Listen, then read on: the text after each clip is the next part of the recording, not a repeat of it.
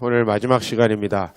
저희가 예수님이 하신 사역 그리고 그 이후에 우리가 이제 교회 시대에 살고 있는데 예수님이 하신 사역의 의미 그리고 결국 예수님이 복음인데 예수님께서 우리에게 전해주시는 하나님 나라의 소식이 어떤 의미인가 그리고 여러분들에게 이제 그게 어떤 소망이 되는가 하는 것을 이야기하기 위해서 이제 저희가 하나님 나라 언약 이 두 가지 좀 개념을 첫날 같이 공부하고 그다음에 어저께 하나님 나라의 원리가 모세오경에 이렇게 주어졌는데 이스라엘의 역사 가운데에서는 그 원리가 증명되긴 했지만 결과적으로 이스라엘 백성은 바벨론 포로로 잡혀가고 온 인류가 결국은 하나님 나라를 성취하실 메시아를 기다려야 하는 그런 상황 속에 이제 있었고 그렇기 때문에 우리가 이제 예수님도 바로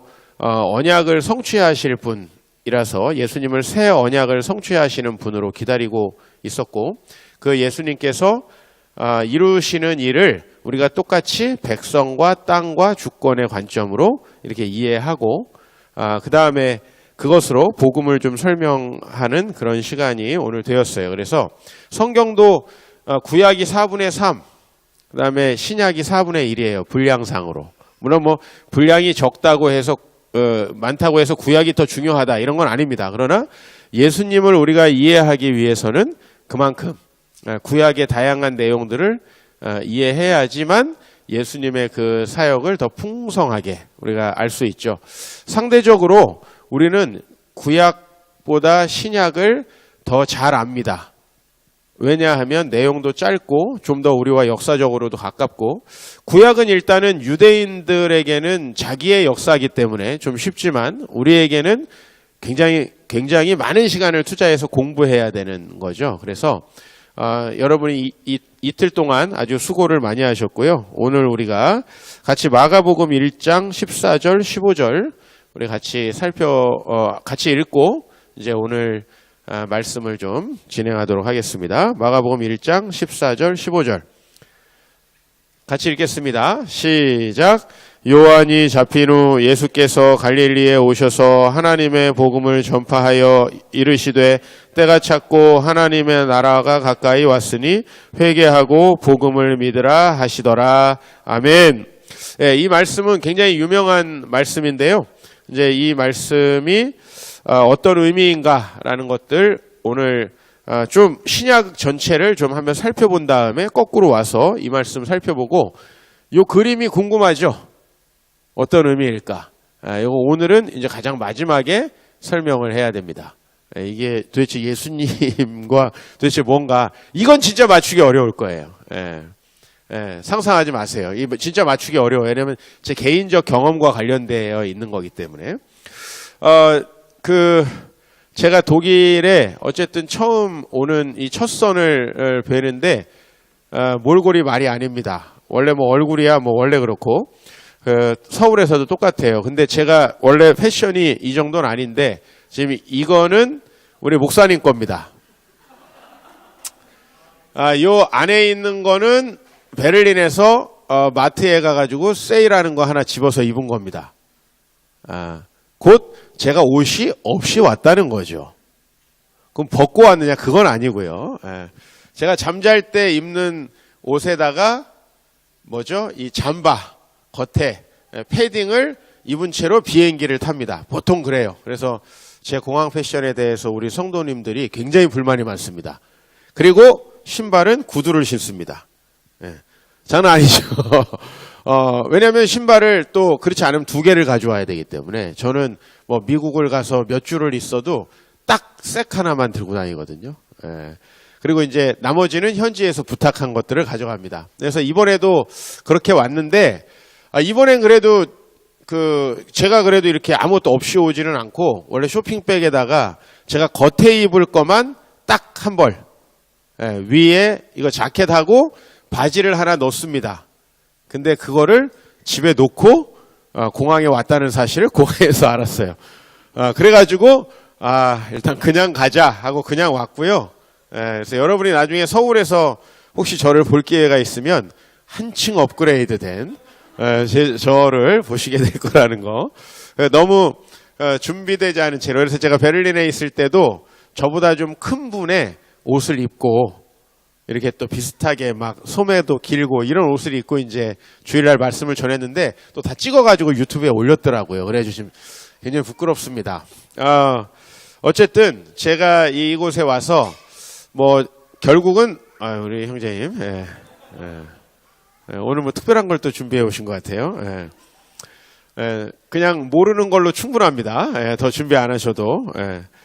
자, 여러분들과 이제 지금까지 공부를 했고 우리가 이제 신약으로 가서 오늘 이제 신약의 네 부분이 있죠. 복음서 4권, 그 다음에 사도행전 역사서 1권, 그리고 서신서 21권, 그리고 요한계시록 예언서 1권. 근데 사실 요한계시록도 편지인데요. 요한계시록은 평서문으로 된 편지가 아니죠. 그죠? 이 묵시문학이라고 하는 여러분들이 혹시 C.S. 루이스의 나니아 연대기를 읽었다면은 그런 나니아 연대기 같은 그런 비슷한 장르로 쓰여졌어요. 그래서 이제 굉장히 그 당시에 말하자면 로마 황제가 읽으면 자기 얘기가 나오는지 잘 모르는 방식으로 그러나 굉장히 많은 함의를 그 안에 담아서 또 당시에 이스라엘 사람들에게는 굉장히 익숙한 장르, 익숙한 장르였어요. 우리 만약에 여기 독일 사람들이 우리의 시조 3434, 3434, 3543으로 되는 두터비 파리를 물어 두어무에 앉았더니 이런 거를 아마 하면 이 맛을 도대체 모를 거예요. 그렇죠? 그렇듯이 우리가 이제 이 당시에 BC 2세기에서부터 AD 한 2세기 정도까지 있었던 묵시문학이라는 장르가 있어요. 이스라엘 백성들이 자기들의 어떤 민족에 대한 독립정신을 고취시키고 장차 우리 민족이 얼마나 이 세상에서 뛰어나게 될 것인가라는 것들을 이렇게 기록한 그 장르가 묵시문학인데 그 글쓰기 방식을 택해서 편지를 쓴 게 요한계시록이에요.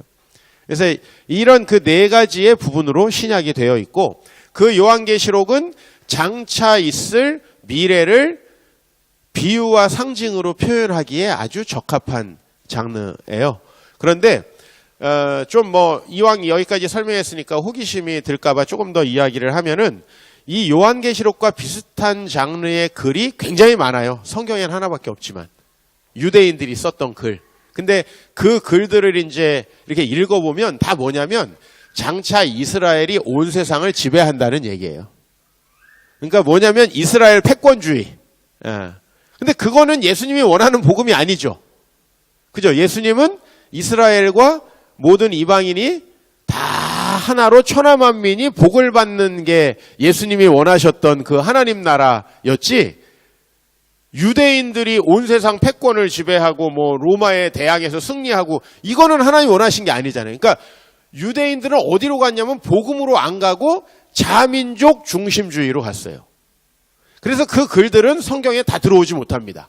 거기에는 뭐 에녹도 나오고 모세도 나오고 뭐 그 구약의 레위와 여러 인물들이 나오는데 되게 읽어보면 성경과 비스무리한 것 같지만 내용이 전혀 예수님과 상관없는 내용이에요. 그런 내용들은 다 빠지고 요한계시록만 복음을 담고 있기 때문에 요한계시록만 우리가 성경으로 추택하고 있다는 사실. 그렇게 여러분들이 그래서 요한계시록만 하나님이 감동하신 책이라는 것들을 내용상으로도 알 수 있다. 그래서 27권의 신약 성경이 주어졌어요. 그것들을 우리가 좀 살펴보죠. 다음 페이지 좀 보여주십시오. 자, 우리가 지금까지 했던 거 오늘 처음 오신 분도 혹시 있을지 모르니까 그리고 이틀을 왔으나 처음 온 것 같은 그런 마음과 정신을 가지고 이렇게 오신 분도 있기 때문에 우리가 이제 에덴 동산을 한번 표현해 봤습니다. 아담과 하와가 저기에서 추방됐어요. 왜요? 하나님이 통치하시는 것들을 피조물로서 거부했기 때문에 쫓겨났어요. 그죠? 성경은 이 문제를 결국 해결하려고 쓰여지는 거예요. 이 문제를 해결하려고. 다음 페이지. 자, 그래서 아브라함을 통해서 하나님 나라가 다시 시작돼요. 어떻게? 아브라함이 우여곡절 끝에 가나안 땅에서 정착을 하죠. 그리고 자녀를 낳고 그리고 그 자녀가 야곱 때에 가서 좀 많이 나와요.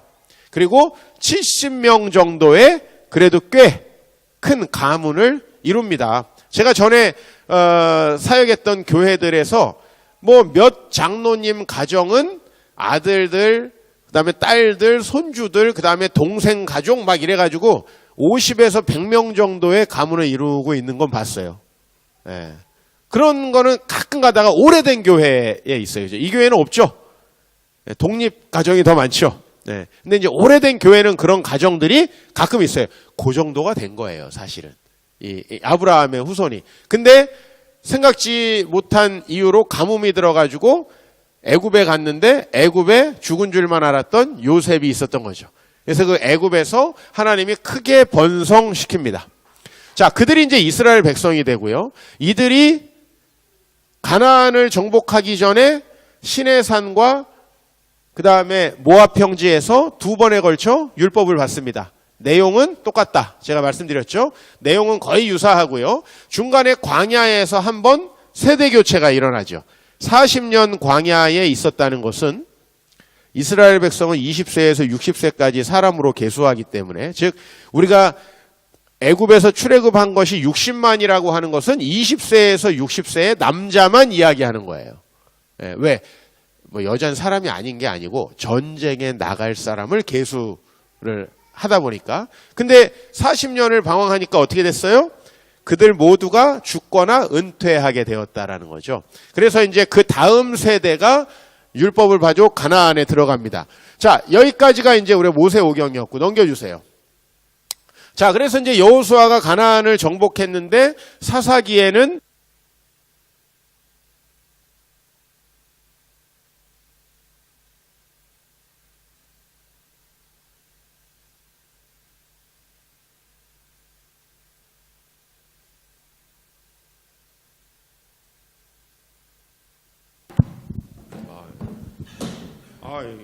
반갑습니다. 이거 저희 교회 똑같은 마이크예요. 반갑습니다. 슈어. 예. 사사기 시대에 정복하지 않고 이방인들과 유사한 삶을 살아가다가 이스라엘 백성이 땅을 많이 뺏겨요. 그러나 다윗과 솔로몬 시대에 선지자 사무엘을 통해서 반전이 일어나고 결국은 이 황금 시대를 누리는데 북이스라엘과 남유다가 각각 하나님의 주권을 상실하고 아수르와 바벨론에 멸망하는 게 역사예요. 그죠? 그리고 제가 이렇게 가로 표시를 한 것은 저게 이스라엘의 역사다. 근데 그 비슷한 시대에 나온 책들이 선지자들의 책과 시편과 지혜 문학이었다라는 거죠. 그죠? 그래서 선지자들의 책은 왜 가장 뒤로 갔다? 그것이 바로 신약의 메시아를 예고하고 있기 때문에 가장 뒤로 갔다. 그래서 순서상으로는 모세오경, 역사, 지혜문학, 그 다음에 선지자들의 책, 이렇게 구약이 되어 있었다라는 거죠. 결국 중요한 것은 땅이 또 상실된다는 거죠. 아까 전에 에덴 동산에서 아담과 하와가 하나님의 주권을 상실하고 쫓겨났듯이 아수르와 바벨론에게 멸망한 이스라엘도 역시 땅을 잃어버리고 쫓겨납니다. 자, 문제는 뭐냐면 이제 알긴 알았어요. 이스라엘 백성이. 하나님이 살아계신다는 거, 하나님이 이 땅을 다스린다는 거, 그 하나님께서 다스리시는 대로 백성들이 하나님의 통치 가운데 순종하며 나아갈 때만 이 땅은 회복될 수 있다는 거. 그렇죠? 우리 말하자면 가정이 있다 그러면 가정은 과거처럼 남자의 왕국이 돼서도 안 되고 요새처럼 여자의 왕국이 돼서도 안 되고 앞으로는 또 요새 또 상당한 가정은 또 애가 왕이에요. 애가. 그 어떤 나라도 멸망할 나라라는 거예요. 남편의 나라, 아내의 나라, 자식의 나라가 아니고 하나님이 주인 되어야 하는 나라인 거죠. 그랬을 때 가정이 행복하다. 그러니까 여러분들 그 우리 교회에 많은 그 청년들이 이번에 이제 1월 달에 저랑 MT 가는데 도대체 목사님 가정이 영적으로 하나 된다라는 것을 나는 무슨 얘기인지 도저히 모르겠습니다. 이거야. 왜? 아니 우리 아빠 보니까 아빠 때문에 엄마가 엄청 힘들던데 나도 결혼하면 엄청 힘든 거 아니에요? 뭐 이런 얘기를 해요. 그래서 저는 결혼 안 할 거예요.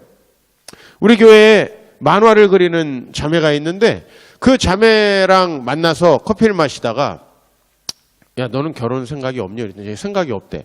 왜? 그랬더니 자기는 결혼하면 독박이라는 생각이 든대.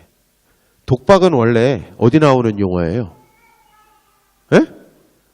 화투 칠 때 고를 했는데 못 먹고 다른 사람이 나면은 여기 독박이에요. 전문 용어라서 잘 모르시나 봐요. 예. 그게 독박이죠. 근데 이 친구는 자기가 부모님을 봤을 때 늘 아빠는 좀 논팽논팽하고 엄마가 계속 가정에서 애도 키우고 돈도 벌고 다들 하는 거야. 그래서 자기도 결혼을 하면 엄마처럼 독박을 쓸 것 같다.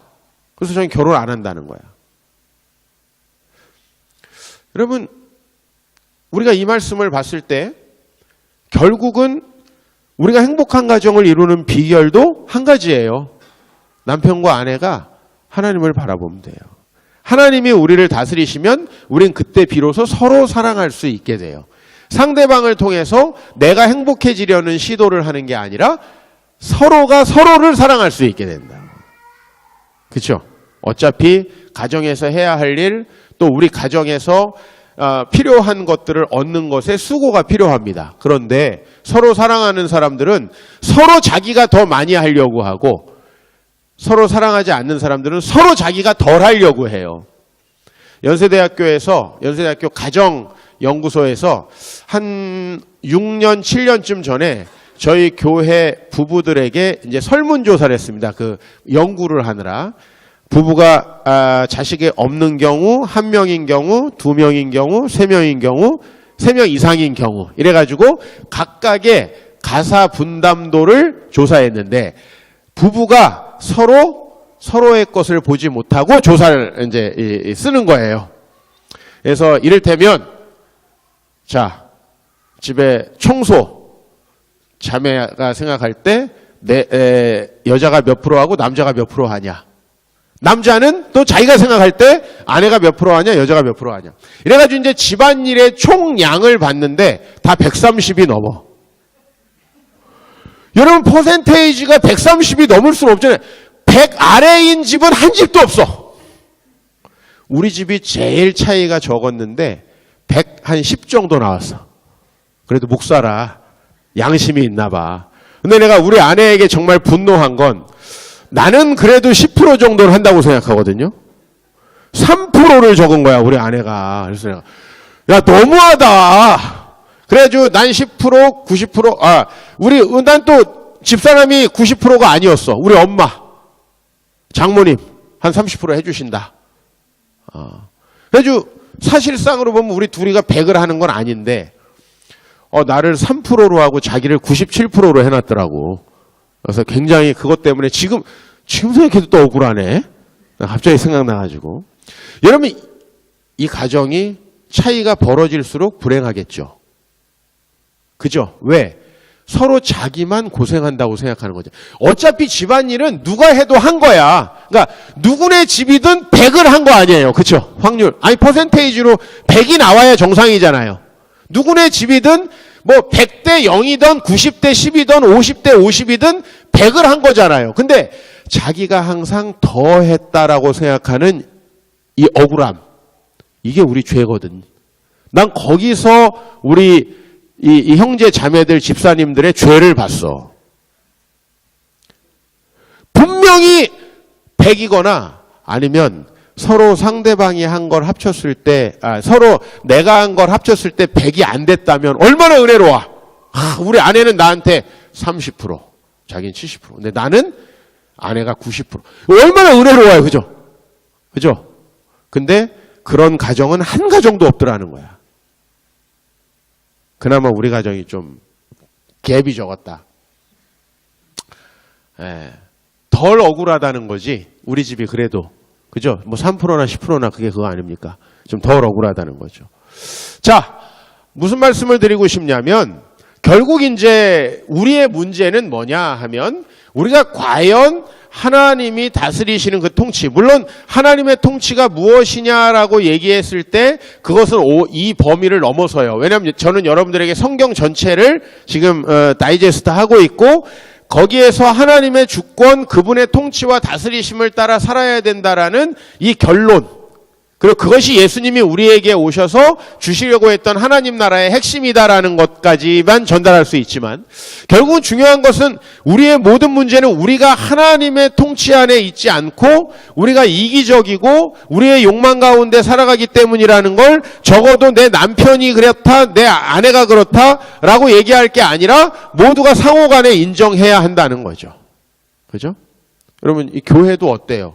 교회 일이라는 걸 100으로 따집시다. 근데 목사님은 나는 10%밖에 안 하고 성도들이 90% 한다, 이렇게 생각하는데, 성도들은 웬 말이야, 목사님이 혼자서 50% 정도는 하시고 우리는 겨우 100명이 50 한다. 얼마나 의례로운 교회예요. 맞죠? 얼마나 겸손합니까? 근데 대부분의 교회가 본인들이 더 한다고 생각을 해요. 똑같은 거예요. 모든 관계가. 친구 관계에서도, 야, 나는 쟤한테 밥을 10번 사줬는데 쟤는 5번밖에 안 사준다, 이렇게 생각하는 거예요. 동일한 방식으로. 그러니 관계가 좋을 리가 있습니까? 늘 서운하죠. 늘 섭섭하죠. 자, 좀 적용을 간단히 했지만 지금 이렇습니다. 넘기십시오. 그래서 우리는 그 역대상하, 에스라, 느헤미야, 에스더를 통해서 유다 예루살렘의 성전이 재건되거나 페르시아에서도 여전히 하나님의 백성을 보호하신다. 조건은요, 하나님의 통치에 순종하는 경우에. 넘기시죠. 자, 그래서 이제 선지자들은 두 가지 예언을 합니다. 선지자들의 그 17권이나 되는 정말 우리가 읽기 힘든 그 엄청 방대한 내용은 딱 두 가지예요. 하나는 우리는 하나님의 말씀을 지키지 않았다는 거예요. 그러나 우리는 장차 오실 메시아를 통해서 그렇게 될 수 있다라는 말이에요. 자, 그리고 그 메시아 예언이 이제 신약으로 연결되는 거죠. 넘겨주십시오. 자, 그래서 이제 이 구약의 예언들이라고 제가 이렇게 네모칸에 하나에 집어넣었는데, 저기에는 여러분들이 지금까지 배운 그 수많은 언약이라는 그 고대 근동의 풍습을 통해서 우리에게 주어진, 그죠? 하나님과 우리 사이에 일들을 여러분이 기억하고, 하나님은 뭘 하려고 하시는가? 다시 인류가 하나님의 통치 안으로 회복되어서 지금 망가진 이 세상이 회복되기를 바라시는 거죠.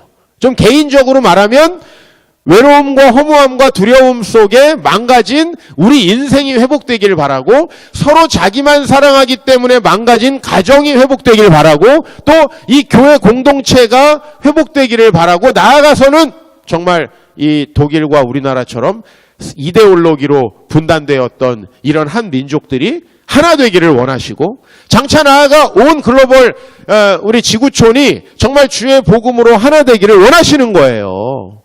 인간의 이데올로기는요, 절대 통일될 수가 없어요. 왜? 자기 입장에서 교묘하게 자기의 이로운 방식으로 이데올로기를 진행시키기 때문에 그래요. 여러분들이 철학자들의 책을 읽어보세요. 얼마나 자기 나라에 유리하게 철학을 해나가는지 몰라요. 그 안에 죄가 보입니다. 그리고 그 철학을 결국은 왜 하느냐? 자기를 변호하려고 해요. 이게 철학하는 사람들의 특징이에요. 한번 여러분 읽어보세요. 네. 자, 구약의 예언들은 결국은 하나님께서 자신의 통치로 온 인류를 돌아오게 하셔서 결국 저와 여러분들을 복주시기 위함입니다. 그러나 그것은 동체 우리의 능력으로는 불가능하다는 거죠. 그것을 예수님께서 오셔서 성취하십니다.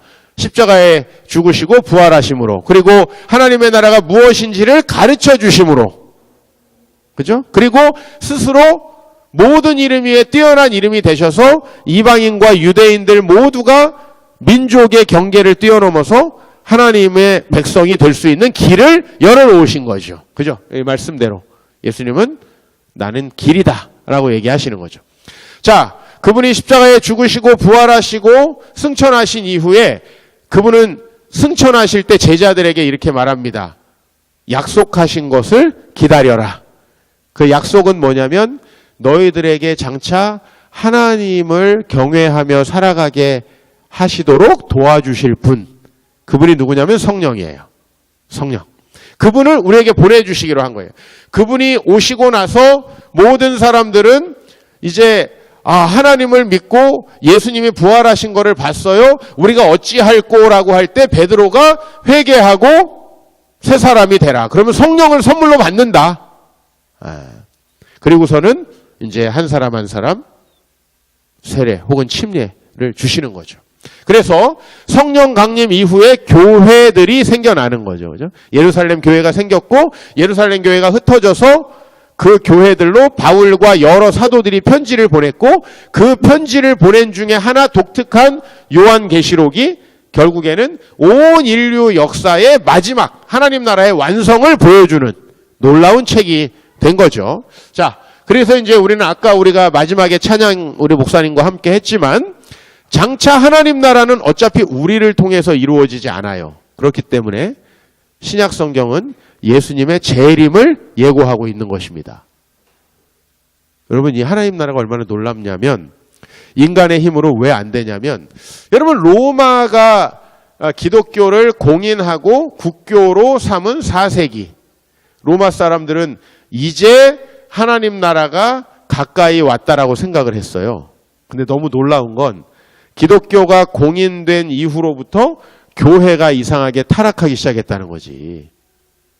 이건 인간은 하나님께서 혜택을 베풀어 주셔도 그 혜택을 죄로 되돌리는 거예요. 즉 말하자면 기독교가 박해가 있고 힘들고 어려울 때는 진실한 사람들이 이 사도요 선지자 역할을 해요. 왜 그럴까요?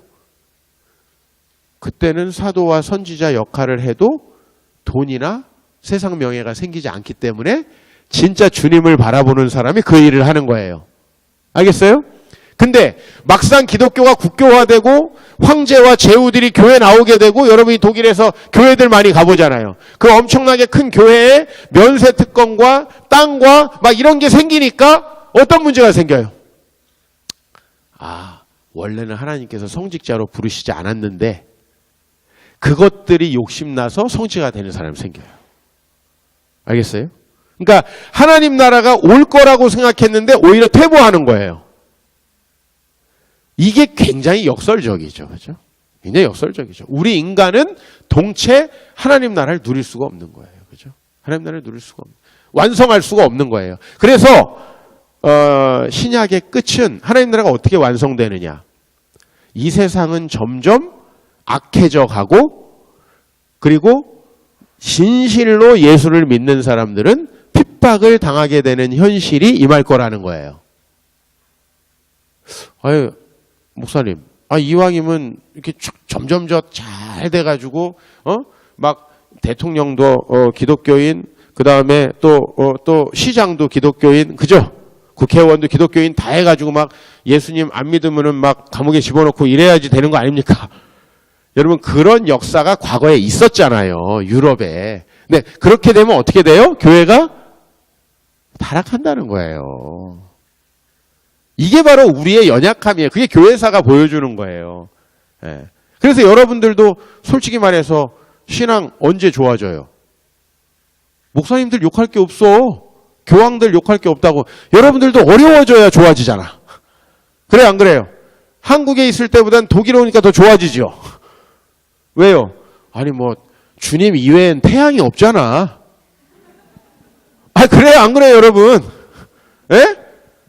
아니 낮에 햇빛 좋고 막 밤까지 이러면 여름엔 또 믿음이 약해진다던데 내가 보니까 여러 태양이 있어가지고. 근데 겨울에는 오직 주님, 그죠? 잠깐 밝아졌다 그냥 다시 밤 되잖아요. 정말 그렇죠. 그죠? 그래서 이 한인교회들은 독특하게 참 신앙생활을 새로 시작하시고 주님을 다시 만나는 사람들이 많아요. 많은 거예요. 저도 주님 만난 게 군대 가서야. 다른 나라보다 더 힘들어. 군대가. 알겠어요? 네, 군대에 가가지고 제일 먼저 우리 부대에 도착해서 들은 얘기가 개 XX야야. 그러니까 여러분 요새 군대는 그렇지 않대요. 하여튼 우리 땐 그랬어요. 그러니까 마음이 엄청 가난해져가지고 바로 마태복음이 실현되더라고. 심령이 가난한 자는 복이 있나니 천국이 저희 것임이라. 겉으로는 너무 힘든데 마음으로는 너무 주님이 사모되고 내 인생을 주님께 바쳐도 아깝지 않을 것 같은 생각이, 예? 그게 우리라는 것을 인정합니까?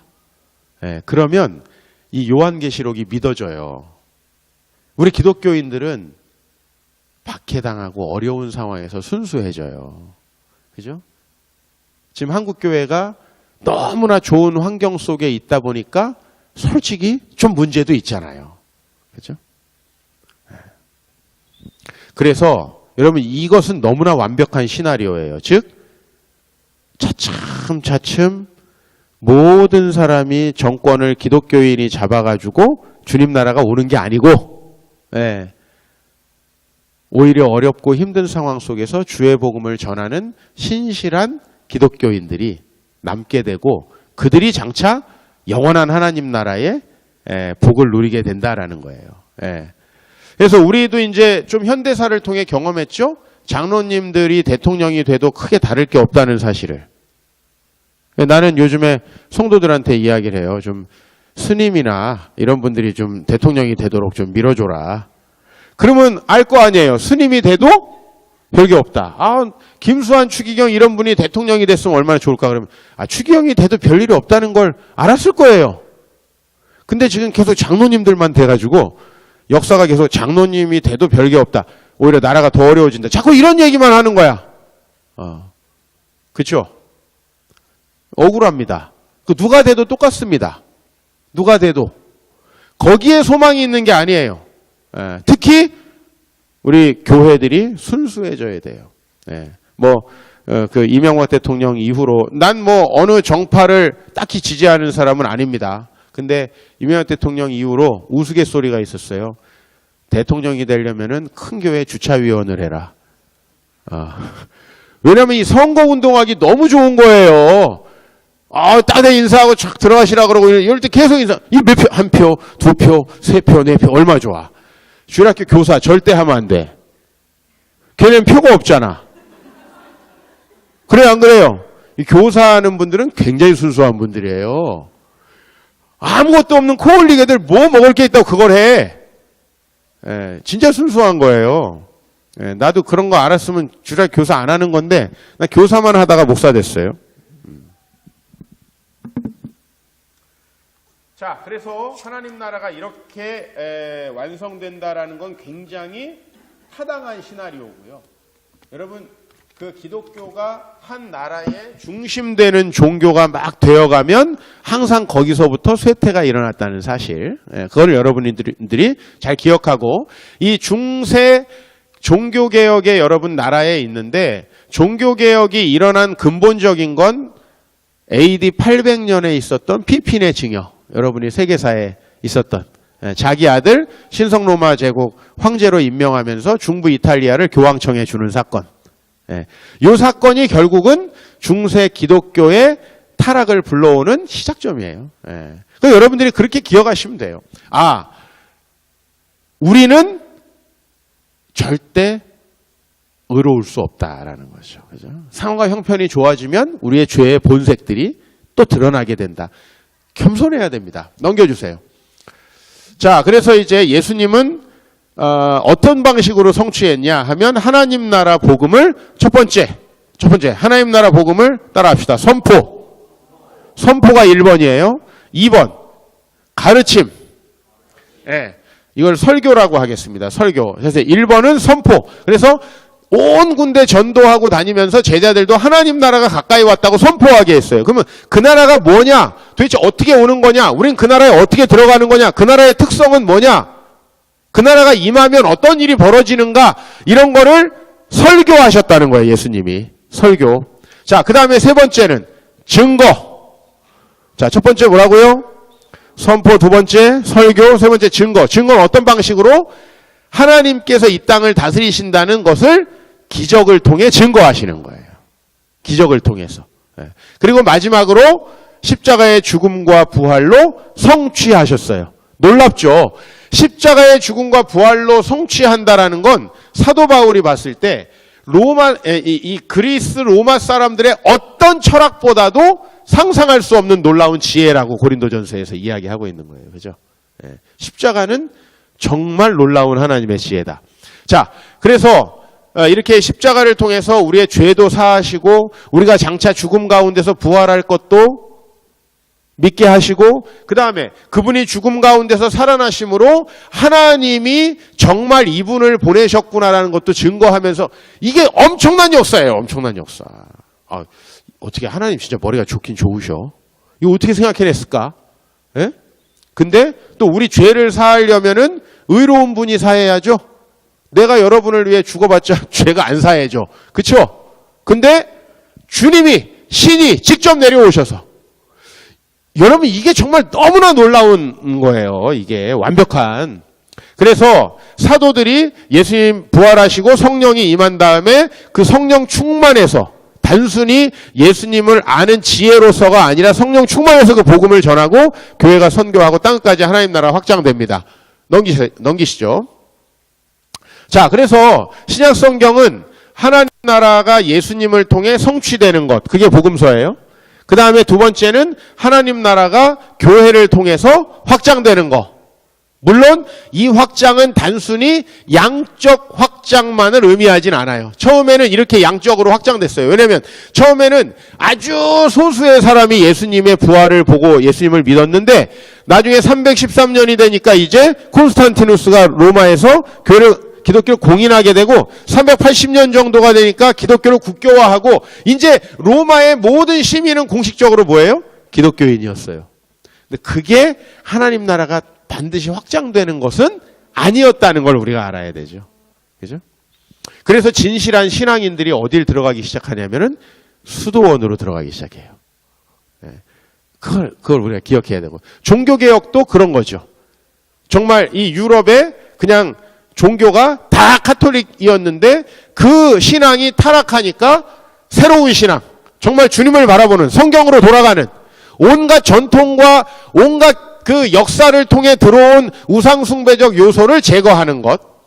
자, 그래서 그것이 교회의 확장이고 그 교회에 무엇을 믿고 어떻게 살 것인가. 그게 신앙과 삶이죠. 무엇을 믿고 어떻게 살 것인가. 즉 아까 어제도 제가 설명했지만 헬라인들은 예수님을 육체로 오시지 않았다라고 하기도 하고 그 다음에 어떤 곳에 갔더니 이 골로새 같은 지역에 갔더니 예수님을 직접 섬기는 거는 어떻게 우리가 신을 직접 섬겨. 그냥 우리는 신의 심부름꾼인 천사를 섬겨야 돼. 이런 천사 숭배 사상도 나타나고요. 이해하시죠? 이렇게 다양한 사상들이 나타납니다. 자, 그런 것들에 대해서 무엇을 믿어야 하는가. 그리고 또 무엇을 전해야 하는가. 어떻게 살아야 하는가. 그런 내용을 바울과 여러 사도들이 전했고요. 그 다음에 이제 하나님 나라가 이 세상에 멸망하는 과정 속에서 최종적으로 새하늘과 새 땅으로 우리에게 주어진다는 거. 이걸 여러분들이 성경에서 꼭 믿으셔야 한다. 그러면 우리가 이제 넘겨주세요. 하나하나 이제 이건 넘겨주세요. 통째로 살펴봐야 되겠죠? 자, 마태복음은 우리가 복음서가 4개가 있어가지고 좀 힘들잖아요. 근데 마태복음과 마가복음과 누가복음과 요한복음은 각각 따로 읽으셔야 돼요. 이게 중첩되는 내용이 많아요. 왜요? 어차피 예수님 얘기니까. 네, 여러분 한번 이게 적절한 비유인지 모르지만 이제 3일 동안 저하고 공부하고 내일쯤 한 4분이 만나가지고 내가 전했던 메시지, 나에게 들었던 느낌들을 서로 이야기한다고 한번 생각해봐요. 그럼 분명히 아마 조금씩 다를 거예요. 왜? 내 상황과 내 처지에 따라서. 그리고 혹은 여러분들이 이 이야기를 안 온 분들에게 전할 때 나는 3일 동안 이런 이야기를 들었으라고 전할 때 우리는 그 사람에게 필요한 것들을 좀 집중적으로 전하게 되겠죠. 이렇게 보시면 돼요. 마태, 마가, 누가, 요한은 예수님을 직접 본 제자는 마태와 요한이에요. 마가는 베드로의 조카로서 선교하면서 사도 바울과 같이 다녔던 사람이에요. 그렇기 때문에 많은 것들을 마가는 들었고 그 다음에 마가는 12사도가 자기 집에서 늘 기도하고 마가의 다락방 제공했던 사람이에요. 그렇기 때문에 이 마가는 많은 정보를 가지고 있었어요. 그 다음에 누가는 사도 바울과 함께 다니면서 누가는 이 중에서 유일하게 이방인이죠. 누가는 의사로서 역사를 저술하려는 생각을 가지고 자료들을 모은 사람이에요. 근데 이 네 사람의 특징이 있어요. 그건 뭐냐면 자기가 누구한테 복음을 전할 거냐라는 거예요. 누가만 그 얘기를 해요. 누가만. 이 세상에 예수님의 이야기를 기록하려고 붓을 든 자가 엄청 많은데 나도 그 중에 한 사람으로서 데오빌로에게 쓰려고 이 펜을 들었다라고 얘기해요. 근데 마태, 마가, 요한은 그 얘기를 안 합니다. 그래도 이 사람들이 왜 썼는지는 암시적으로 다 들어있어요. 자, 이를테면 한번 제가 비교를 해볼게요. 마태, 여러분들이 뭐 성경 있으신 분들은 찾아보면서 들으세요. 마태복음 1장에는 뭐가 나오냐면은 예수님을 아브라함과 다윗의 자손 예수 그리스도의 족보다 이렇게 시작을 해요. 마태복음은. 아브라함과 다윗의 자손 예수 그리스도의 족보다. 그럼 봐봐요. 예수님을 아브라함과 다윗의 자손이라고 증명하는 것에 관심을 가질 만한 사람은 누구냐? 구약을 잘 알고 있는 사람이겠죠. 그죠? 그건 유대인이에요. 이 마태는 구약에서 예언하신 메시아가 바로 예수님이다라는 걸 증명하고 있어요. 그래서 구약과 예수님의 행위가 구약의 예언과 일치한다는 것을 23번 정도 언급합니다. 네? 중간중간에 예수님이 이런 행동을 하셨는데 기록된 바 구약에도 이렇게 할 거라고 했어. 이런 방식으로. 그러니까 의도가. 근데 그럼 목사님 내 복음서를 읽어보면 다 그게 그거처럼 보이는데 당연하지. 다 예수님이 나오고 죽으시고 부활하시고 그 다음에 기적도 일으키시고 그런 내용 대체 비슷해요. 그게 완전히 다르면 다른 분이지. 그죠? 오히려 그 기본 골자는 똑같지만 예수님이 구약에서 예언하신 메시아임을 알리기 위해서. 그래서 많은 학자들이 마태복음은 유대인들을 위해서 썼을 것이다 라고 이야기를 해요. 특히 예수님의 탄생 과정을 족보까지 기록해서 아주 자세히. 그래서 여러분 마태복음 1장을 딱 펴면은 족보가 14명씩 이렇게 42명이 나오는 거 알고 있죠. 그죠? 알고 있는 분은 재밌게 들으세요. 모르면 나중에 보시고. 근데 이게 바로 7번씩 6번이 나오는 거예요. 그죠? 77, 77, 77. 예수님이 마지막 7번째 세대를 여시는. 예. 이런 방식으로 기록을 하는 거예요. 마태는. 거기 진짜 14명밖에 없어서가 아니에요. 사람 빼는 거예요. 그래서 숫자를 맞추는 거예요. 14명씩. 그리고 처음 시작을 아담부터 생각하지 않아요. 누구부터? 아브라함부터. 아시겠죠? 네. 아브라함은 진짜 이스라엘의 혈통으로서도 조상이잖아요. 그렇죠? 혈통으로서도. 아시겠죠? 그런 목적을 가지고 있어요. 두 번째 마가는 자기가 선교를 하러 다닌 사람이기 때문에 이방인들에게 예수님을 증거합니다. 자, 그래서 마가복음에는 탄생 기사가 없고 마가복음의 1장 1절은 뭐냐면 하나님의 아들 예수 그리스도의 복음의 시작이다. 이렇게 기록해요. 자, 아까 전에 아브라함과 다윗의 자손이라고 하면 좀 어때요? 느낌이. 이방인들이 들을 때는. 왠지 우리 제껴지는 것 같은 느낌 들겠죠. 우린 단군의 자손인데 어떡하지? 어떡하지? 약간 제껴지는 느낌. 뭔가 이렇게 걔네들끼리 뭔가 이렇게 우리끼리 놀자 약간 이런 느낌 들죠. 마태가 진짜 그러려는 게 아니라 그 공동체에 증거하는 거니까. 근데 마가는 하나님의 아들이라고 예수님을 소개해요. 그러면 이거 민족의 경계가 없어지죠. 그 다음에 예수님의 탄생 기사가 없어요. 아예 마가복음은. 그리고 마가는 많은 사람들이 마태랑 똑같다 그러는데 제가 읽기엔 전혀 달라요. 마태는 예수님의 기적을 8장과 9장에 거의 다 몰아서 쓰고 있고요. 마태가 중요한 거는 5번의 설교예요. 유대인들은 토라 하면 창출, 레민, 신을 생각해요. 그죠? 5권의 책, 모세에. 그래서 설교를 예수님도 5번으로 묶어요. 첫 번째 설교를 어디서 하죠? 예수님이 마태에서? 산에서 하잖아요. 산상설교. 그렇죠? 왜 산을 배경으로 택했을까요? 왜 산상설교를 기록했을까요? 모세가 산에서 율법을 받았잖아요. 신의 살에서.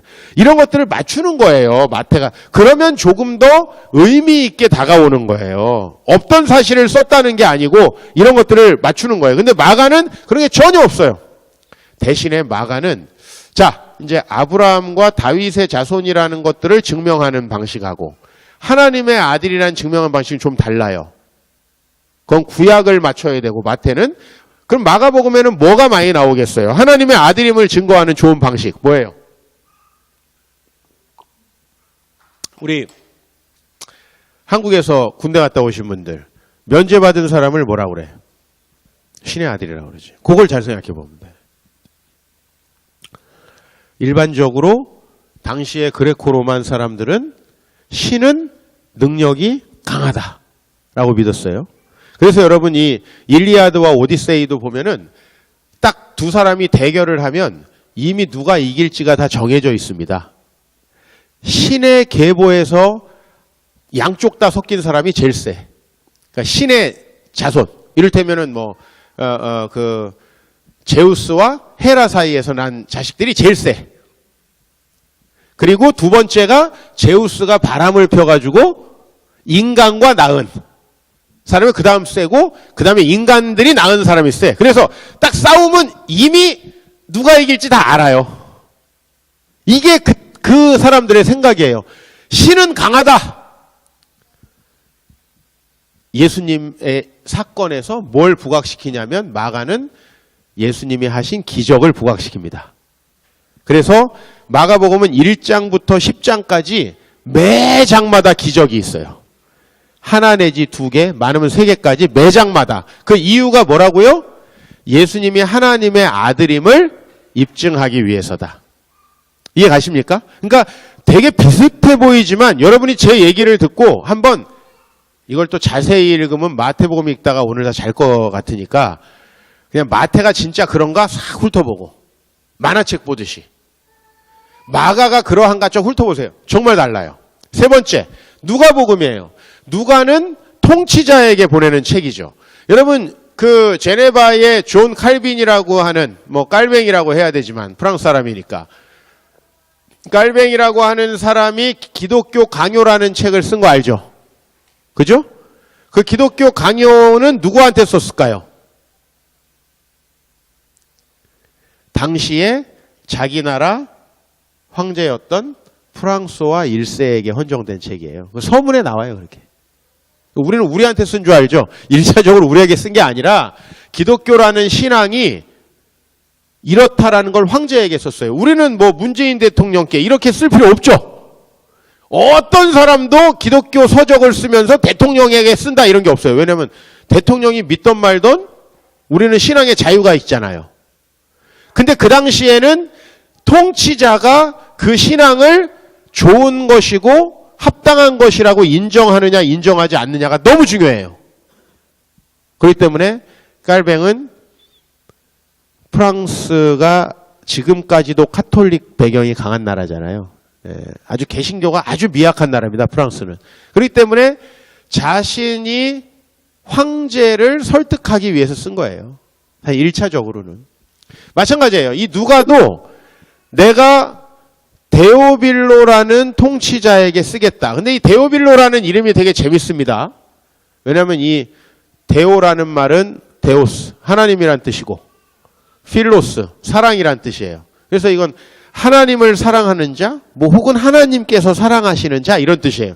제가 볼 때는 통치자 어떤 사람의 가명일 것 같아요. 제가 볼 때는 그래요. 여러 학설이 있지만. 근데 중요한 건 누가는 모든 인류의 진정한 통치자고 구원자가 예수님이다. 이걸 밝혀요. 그러니까 혈통과 또 어떤 족보와 성별과 이런 것과 다 상관없이 예수님은 모든 사람들을 구원하기 위해서 왔다.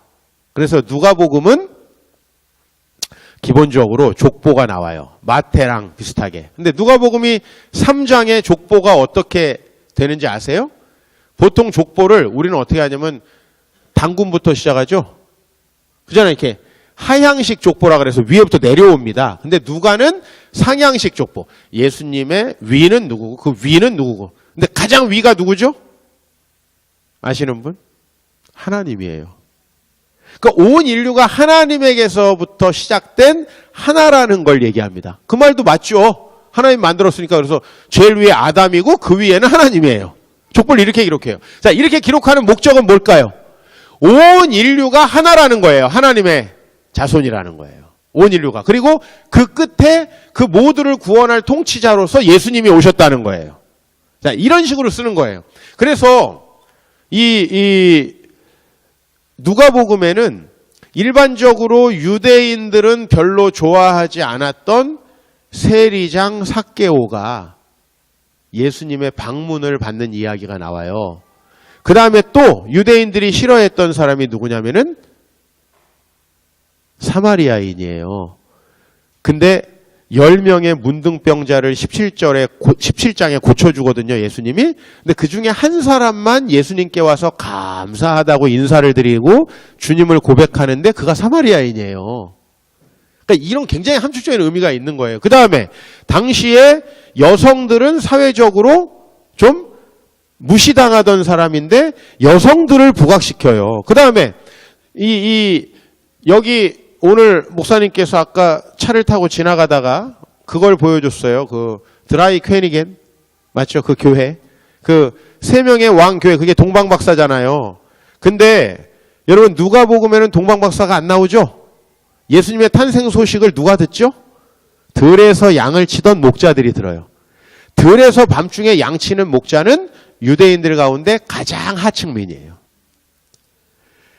그러니까 이 누가는 그런 이야기들을 예수님의 소식이 많이 전해졌는데 마태는 유대인들을 설득하기 위해서, 마태는 이방인들을 설득하기 위해서, 누가는 예수님이 온 인류에 대해서 골고루 관심을 가지셨다라고 하는 거, 예? 그걸 보여주는 거죠. 똑같은 글을 쓰지만 그래서 온 인류의 구원자임을 변주시켜요. 그래서 우리가 알고 있는 온 인류가 하나님을 떠난 탕자다라고 기록한 탕자의 비유 이런 것도 다 누가복음에만 나오는 거예요. 자, 그 다음에 요한은 세 복음서와 정말 달라요. 이 세 복음서는 공통점이 있어요. 예수님이 갈릴리에서 사역을 시작해서 예루살렘에 가시는 길에 제자들을 가르치시고 도착하셔서 순환받고 죽으시는 이거는 똑같아요. 공통적으로. 근데 요한만큼은 이 일반적인 시간 순서상과도 다르고 요한복음 1장이 뭐죠? 태초에 말씀이 계시는데 그 말씀이 하나님과 함께 계셨고 그 말씀은 하나님이다. 그래서 그냥 1장에서 다짜고짜 예수님은 누구예요? 하나님이야. 그러니까 예수님은 그냥 신이야. 1장 1절부터. 마태, 마가, 누가는 그래도 순서가 있어요. 예수님이 이렇게 태어나서 이렇게 사역을 하고 이렇게 죽으셨으니까 하나님의 아들이 아니냐. 근데 요한은 다짜고짜 그냥 1장 1절에 예수님은 하늘에서 계셨던 로고스였는데 그분이 어떻게 하셨다? 육신을 입고 우리 가운데 오셨다. 여러분 이런 표현은 로고스라는 표현 자체가 유대인들은 아예 모르는 표현이에요. 로고스라는 표현 자체가 헬라 사람들만 아는 표현일 뿐만 아니라 헬라인들은 이 로고스를 자신들을 지혜롭게 하고 구원해줄 온 인류의 참된 지성이고 온 인류의 원리라고 생각했던 거예요. 이 로고스를. 근데 요한은 그 로고스는 니네가 생각하는 그런 철학을 통해서 얻을 수 있는 로고스가 아니고 원래 하나님과 같이 계셨던 예수님이고 그분이 어두운 이 세상을 비추기 위해서 내려오신 거야 라고 얘기를 하시는 거죠. 요한은 그런 관점이에요. 자, 그래서 요한은 헬라 문화권 사람들, 즉 헬라의 용어를 사용하고 있어요. 헬라 사람들의 용어. 헬라 사람들은 자신들이 철학을 통해서 구원을 받으면 위로 올라간다고 생각했어요. 여러분이 생각하는 이데아 이런 것들이 헬라 사람들이 만든 개념이잖아요. 그렇게 올라간다라고 했는데 요한은 그거를 뒤집어 버려요. 니네가 올라갈 수 있는 게 아니라 그분이 내려오신 거야. 이렇게 설명을 하는 거예요. 왜 이렇게 하는지 알겠죠, 그죠? 물론 공통된 내용이 많아요. 그러나 다양한 저자들 4가지 관점으로 결론은 뭐예요? 그 예수님이 온 인류에게 하나님 나라를 성취하시는 분이에요. 이렇게 4종류의 사람에게 전도하면 끝나는 거예요. 그 당시에는. 자, 다음. 우리 이제 그래서 역사서는 둘로 나눠요. 앞부분에는 예루살렘 교회 한 장 넘겨보세요. 다음엔 이방 교회. 알겠어요? 그러니까 예루살렘 교회는 그럼 이방 교회랑 무슨 상관이 있냐? 앞으로 넘겨주세요. 예루살렘 교회가 발전을 하면서 자연스럽게 선교를 한 게 아니에요. 예루살렘 교회가 박해를 받아서 흩어져요.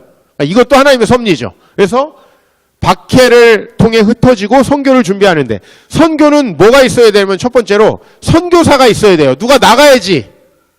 그죠? 하나님이 직접 말씀해 주시겠지. 그럼 없어요. 나가야죠. 사울이 회심해요.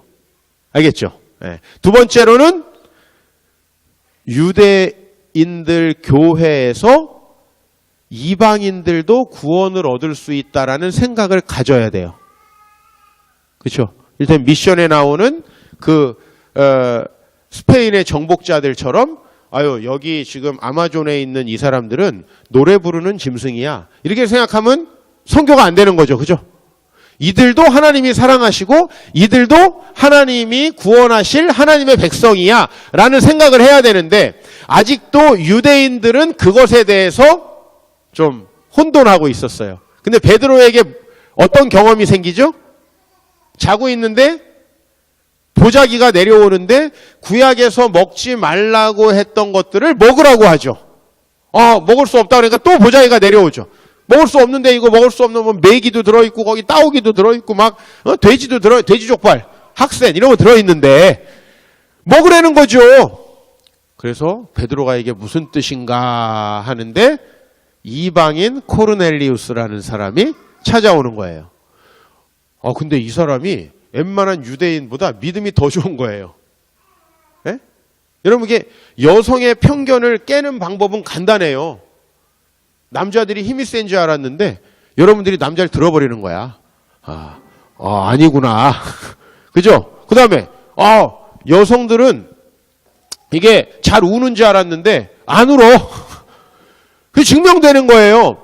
유대인들은 이방인들 하면 하나님을 절대 모를 거라고 생각했는데 생각보다 이방인들 중에 하나님을 아는 사람이 많은 거죠. 우리가 보통 God fearer라고 하거든요.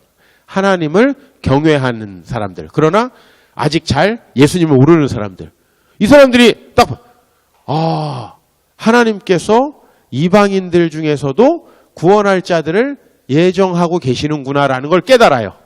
세 번째, 안디옥에 교회가 설립돼요. 그래서 이 안디옥 교회에 여러 선생들이 있었는데 그 중에 두 사람이 뭐냐면 바나바와 바울이죠.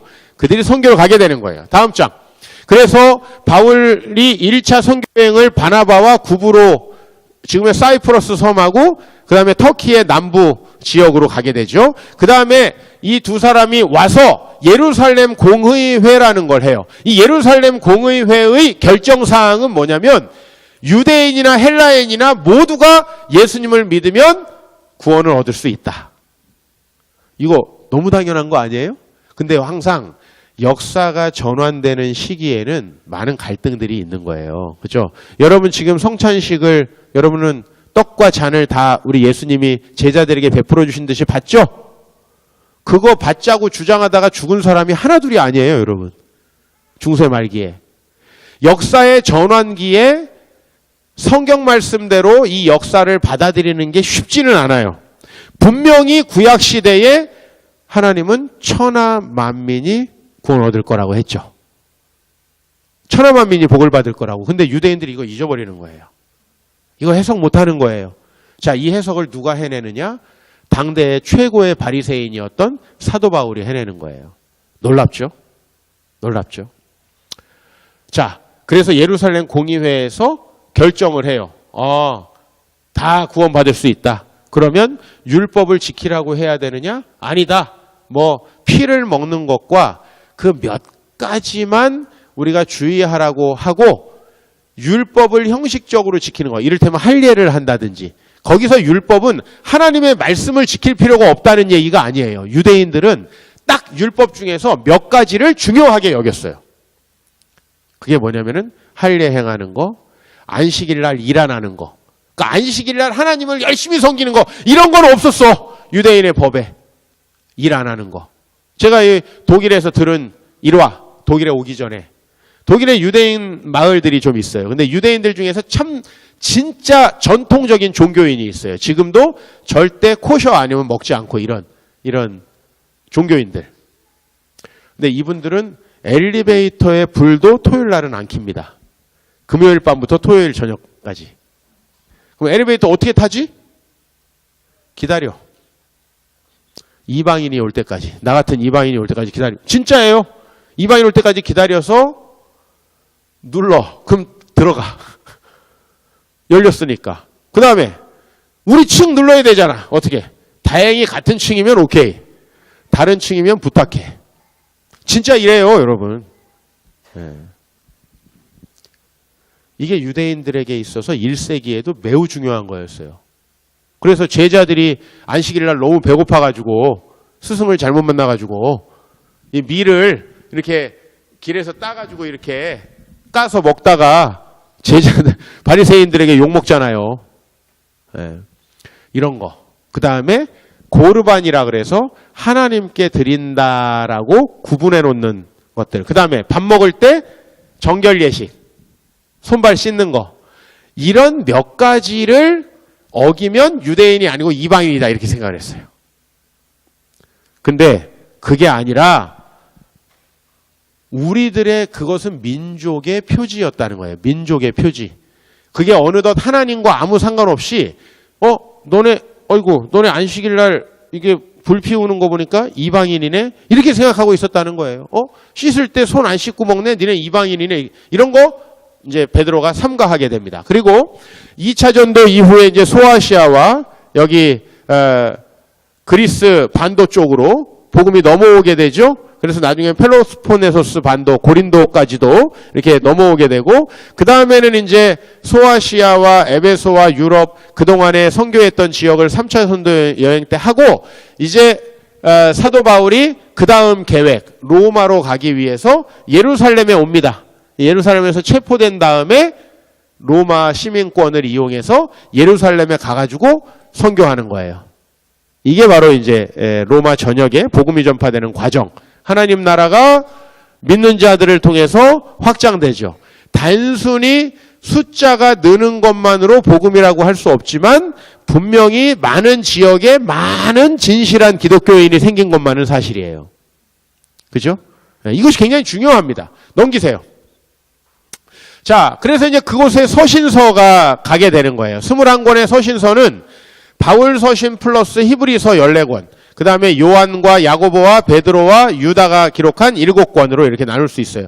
왜 이렇게 나누냐면 앞에 14권은 수신자의 이름으로 제목이 정해져요. 그러니까 히브리서는 히브리의 유대 형제들이 받는다는 뜻이에요. 받는다. 히브리가 쓴 게 아니고.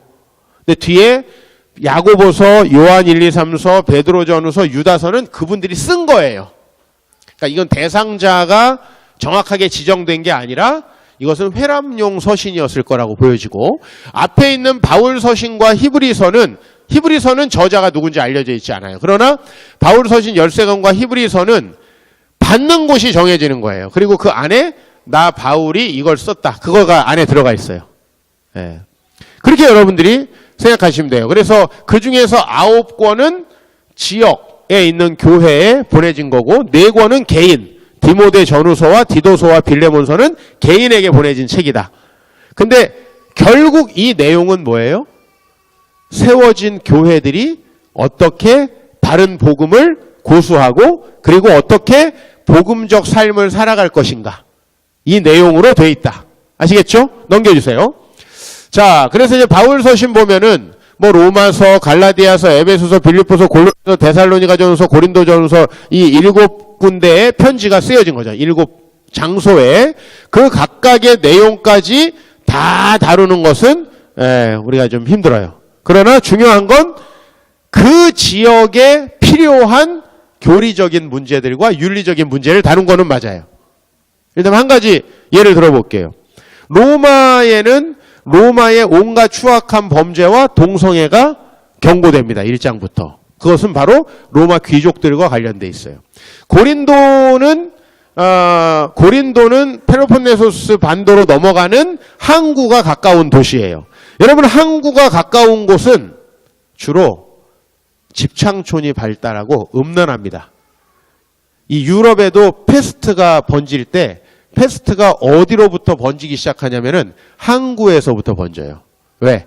이 항구에서는 외부에서 병원균을 가져온 사람이 여러 남자 여자가 술 먹고 섞여서 성관계가 이루어지죠. 거기서 대부분의 이제 이게 확산되는 거예요. 네, 확산되는 거예요. 그래서 이 고린도전서에는 간음의 문제, 결혼과 이혼의 문제 이런 게 많이 나와요. 네, 그리고 고린도 교회는 다양한 은사들이 있었는데 그 은사들을 가지고 문제를 일으키니까 방언과 예언과 여러 은사들을 어떻게 사용해야 될지에 대해서도 나오는 거예요. 왜냐하면 그 교회의 문제, 그 교회의 문제를 다루는 거죠. 빌립보서는 빌립보라는 교회가 사도 바울이 이 빌립보서를 쓸 때 이 빌립보는 어디에 나오냐면 처음으로 에게해를 건너서 유럽에 도착해가지고 만난 도시가 빌립보죠. 기억납니까? 사도행전에. 근데 그 빌립보에서는 누가 빌립보 교회의 핵심 멤버가 되냐면 루디아라는 자주장사. 즉 요새 우리말로 하면은 아주 고가 밍크 같은 걸 파는 그러한 여성이라고 보면 돼요. 예, 아주 그 재력이 있는 여성. 그래서 여기 빌립보에는 싸우는 2명의 여자를 훈계하기 위해 사실 쓴 거예요. 예. 근데 그 두 사람의 이름 유오디아와 순두개인데 지금도 학자들이 이 사람들이 누구를 정확히 말하는지 잘 몰라요. 어떤 사람은 그 루디아와 다른 여자였을 것이다. 이런 학설도 있어요. 왜냐하면 이 교회가 초창기에 여성들을 통해서 부흥했는데 나중에 이 여성들의 의견이 하나 되지 못하는 거예요. 그래서 사도 바울이 감옥에서 야, 니네는 감옥에 있는 나도 기뻐하는데 왜 기뻐하지 못하냐. 야, 내가 감옥에 갇혀 있으니까 어떤 사람들은 야, 사도 바울 저놈 쌤통이다 저거. 감옥에 잘 갇혔다. 이제 우리가 한번 이름을 내고 전도해보자. 이렇게 전도하는 사람도 있고 이건 이제 시기로 전도하는 거예요. 그죠? 그 다음에 여기 여러분으로 말하면 성가대를 하는데 어떤 사람이 한국에 석 달 갔어. 이제 그럼 없으니 내가 좀 성가대 제대로 해보자. 뭐 이런 식으로 했다는 거야. 한국 갔더니 성가대 잘 안 하던 애가 네가 가니까 막 성가대 열심히 나오고 기분 좋게 잘하더라. 이런 얘기가 들려오는 거지. 말하자면 여기는 없겠지만 성숙한 교회라. 그 다음에 어떤 사람은 사도 바울을 진짜 걱정하면서 평소에는 내가 전도를 열심히 못했지만 이제 전도해보자. 참으로 하나. 근데 사도 바울 입장에서는 좋은 거야. 왜냐면 어차피 내가 갇혀있으나 안 갇혀있으나 그게 중요한 게 아니고 주의 복음이 전파되는 게 중요한데 내가 갇혔더니 열심히 안 하던 사람들이 전도하고 내가 갇혔더니 그동안 나를 욕하던 사람들이 전도하고 어차피 그리스도는 전파되잖아요. 이래서 나는 기뻐하고 또한 기뻐한다. 이렇게 얘기하면서 2장에 가가지고 너희 안에 이 마음을 품으라. 무슨 마음? 그리스도 예수의 마음이니. 뜨끔하겠지? 뜨끔하겠죠? 그 여자들이? 안 그래요? 그래요. 내가 왜 여자라고 하냐면 이름 자체가 여성 이름이야. 여자를 뭐 일부러 그러는 게 아니라. 자, 그래서 이 여성도 뜨끔하겠지? 그 다음에 누구의 예가 나오냐면 병 걸렸는데 자기가 병 걸린 것 때문에 근심할까봐 이야기 안 하는 에바브라디도라는 사람도 나오고 바울보다 자기 목숨을 바쳐서 복음을 선교를 도와주는 디모데라는 사람도 나와. 야, 이런 사람도 있는데 넌 뭐냐. 이제 이런 얘기 계속 하고 있는 거예요. 그러면서 4장 1절에 가면은 유오디아와 순두개를 권하라, 권한다. 이렇게 하면서 이제 나오는 거예요. 이해 가시죠? 그러니까 우리가 그 각 책들을 그 교회에 무슨 일이 있었는가에 대해서 우리는 이해를 해야 돼요. 빌레몬서 같은 경우는 뭐 무슨 내용이에요? 빌레몬이라는 사람은 로마의 귀족이고 근데 예수를 믿고 교회 지도자가 됐습니다. 근데 이 빌레몬이 용서 못하는 사람이 하나 있었어요. 그건 뭐냐면 오네시모라는 종이 자기 돈을 떼어먹고 도망간 거예요. 근데 너무 재밌는 건 나중에 이 사도 바울의 제자가 돼요. 오네시모가. 그래서 이제 오네시모를 용서하라는 편지를 쓰고 있는 거예요. 우리가 이런 내용을 좀 알아야 그래서 뭐라고 거기다 쓰냐면은 혹시 이 형제에게 받을 돈이 있으면 나한테 받아라. 거의 뭐 깡패지? 그죠? 받지 말란 얘기 아니에요. 그죠? 그럼 바울 선생님 저기 43,000유로니까 주시오. 이럴 수 없잖아요. 그렇게 하면서 그리고 앞으로는 종이라고 하지 말고 뭐라고 해라? 형제라고 해라. 야, 이거 원래 로마에서 이 노예는 사람이 아니에요. 죽일 수 있다고. 근데 그리스도 안에서 형제라고 하라는 거예요. 엄청난 거죠? 이 복음이라는 게 얼마나 놀라운 능력이냐. 각 교회의 문제들. 그죠? 각 교회의 문제들. 자, 그런 내용들이 써 있다. 그래서 이제 그렇게 아시면 되겠고, 그 다음에 여기 이제 디모데 전후서와 디도서는 이분들이 다 교회의 목회자였기 때문에 어떤 사람을 집사로 세우고, 어떤 사람들을 장로로 세우고, 교회의 남자들은 어떤 죄를 짓기가 쉬우니까 어떤 죄를 잘 경계하고 가르쳐라. 이를테면 남자들은 디모데전서에 의하면 싸움질을 많이 하는 놈이라고 나와 있어. 분노를 잘 내고. 그러니까 그러지 못하게 가르쳐라. 여자들은 이거 치장에만 관심이 있다는 거야. 여러분 말고, 여러분 보니까 뭐 거의 비무장 상태로 이렇게 나오셨는데, 여러분 말고 여기 디모데전서에 나오는 여자들, 그래서 외모로 하지 말고 내면의 정절함으로 이렇게 얘기하는 거예요. 그 다음에 또 교인들 중에서는 나이 많은 사람도 있겠죠? 그죠?